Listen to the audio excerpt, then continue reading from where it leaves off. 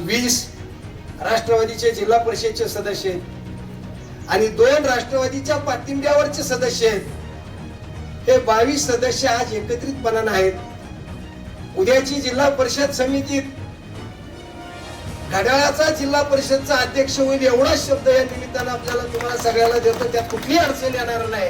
कोणी काही किती गप्पा मारू द्या, कारण शंभूराज देसाई आणि मकरंद पाटील आबा हे एका ताकदीने एका जीवानं एकत्रितपणाने काम करतायत आणि आमच्या दोघांची संख्याबळ बघितलं तर जवळपास 37-38 पर्यंत जाते आणि त्यामुळं उद्याची जिल्हा परिषद पंचायत समितीला फारशी अडचण येणार। ठीक आहे, कोण टीव्हीवर काय बोलत असेल, कोण काय म्हणत असेल, तो त्याचा प्रश्न आहे। लोकशाही ज्याला त्याला तो अधिकार आहे, कोणी काय बोलावं।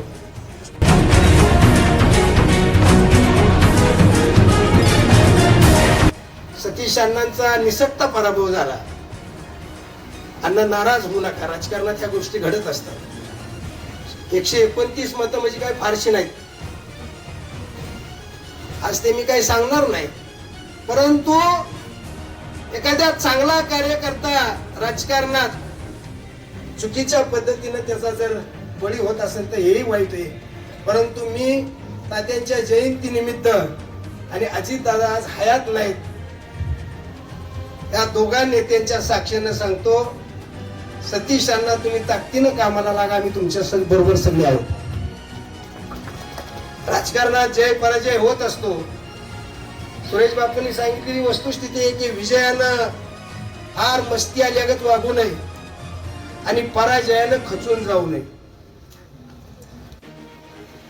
तर याही दोन्ही गोष्टीची बाजू जमेला धरून आपण भविष्यात चाललं पाहिजे। या ठिकाणची आमची पंचायत समितीची शीट सुद्धा राष्ट्रवादीच्या घड्याळाच्या चिन्हावरची काय 200-250 मतानं फक्त गेली।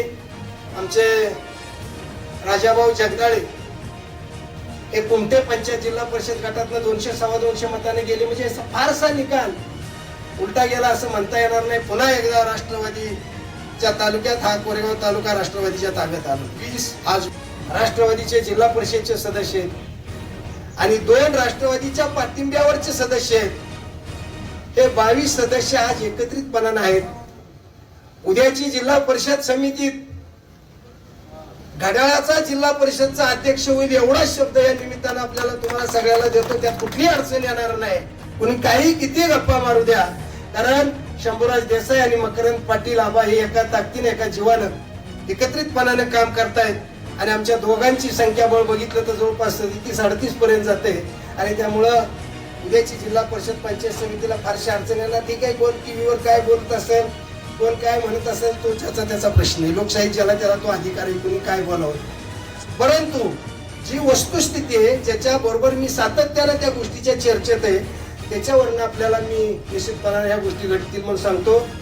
विकास भाऊ, तुम्ही बंडानानांनी अतिशय चांगल्या पद्धतीने सगळ्यांनी, अशोक आबा असतील, रामभाऊ लेंबे साहेब असतील, शोएब डॉक्टर असतील, या सगळ्या मंडळींनी, सुरेश निकम चेअरमन यांनी अर्ज माघार घेऊन सुद्धा मनाचा मोठेपणा घेऊन अतिशय चांगल्या ताकदीने त्यांना या निवडणुकीत मदत केली। या सगळ्या पिंपोडकरांचं मी मनापासून अभिनंदन करतो। आपण एक चांगलं काम केलं। रुपालीताई सारख्या, सुधीर भाऊ सारखा एक सज्जन माणूस ग्रामपंचायतीत काम सरपंच म्हणून काम करत असताना बकाली गावाला मदत करण्याचं काम त्या सुधीर भाऊंनी केलं। त्याच्या मंडळीला न्याय देण्याचं काम पिंपोडे आणि पिंपोडच्या पंचायत समितीच्या घरातल्या जनतेने केलं। मी तुमचं मनापासून राष्ट्रवादीचा अध्यक्ष म्हणून अभिनंदन करतो। या निवडणुकीचा निर्णय होऊन गेलेला, इथनं पुढे आपल्याला सगळं विसरून एकोप्यानं राहावं लागतं। अत्यंत या विभागातल्या पाण्याचा प्रश्न अत्यंत अडचणीचा प्रश्न आहे। कुणीतरी कोणाला भेटून फोटो काढले म्हणजे प्रश्न मिटत नाही। प्रश्न मिटवायच्यासाठी ताकदीने संघर्ष करून आपल्याला ते काम करावं लागणार आहे। आणि मी अनेक भाषणात सांगितलं की या भागात जर पाण्याचा प्रश्न कोण सोडवणार असतील तर कैलासवासी लक्ष्मणराव पाटलां तात्यांचे तुनी चिरंजीव मकरंदाबा नितीन काका की त्यांच्या मतदारसंघात सुळशी धरण होते आणि त्यांनी मान्यता दिल्याशिवाय ते धरण होणार नाही। आणि आबांची एकच इच्छा आहे की कोरेगाव तालुक्यातला दुष्काळी भाग असेल, वाई तालुक्यातला दुष्काळी भाग असेल, खंडाळा तालुक्यातला दुष्काळी भाग असेल, या भागाला लागणाऱ्या पाण्याचा सर्वे करा आणि ती किती पाणी लागतंय त्याची मंजुरी जर तुम्ही ह्या धरणाच्या कामात देणार असाल तरच मी हे धरण करायला मान्यता देईन। हे 6 TMCचं पाणी धरण झाल्यानंतर निश्चितपणाने भविष्याच्या काळातला पाण्याचा प्रश्न शेतकऱ्यांचा सुटणार आहे आणि ते आजची ज्यांची आपण जयंती साजरी करतोय त्या लक्ष्मणराव तात्यांच्या चिरंजीवांच्या माध्यमातून आणि रामराजे साहेबांच्या सहकार्याच्या माध्यमातून निश्चितपणाने भविष्याच्या काळात होईल. यात तुम्ही कुणी मनात चिंता आणू नका. यावर्षी भयानक परिस्थिती आहे पाण्याची. पाऊस झाला जरी वाटत असेल तरी आजही काही ठिकाणी रंधुलाबाद सारख्या ठिकाणी आज पाण्याची टंचाई महिन्या 15 दिवसात होईल अशी परिस्थिती निर्माण होईल. प्रत्येक ठिकाणी पाण्याची अडचण येणार आहे. आज मी हे का सगळं सांगतोय तुम्हाला, खरं ही कार्यक्रम वेगळा असला तरी सुद्धा की ज्यांनी या जिल्ह्याचं नेतृत्व केलं, ज्यांच्या चिरंजीवांच्या माध्यमातून जिल्ह्याचं राजकारण चाललंय, त्यांच्यामुळे आज मी हा पाण्याचा प्रश्न तुमच्या समोर मांडतोय.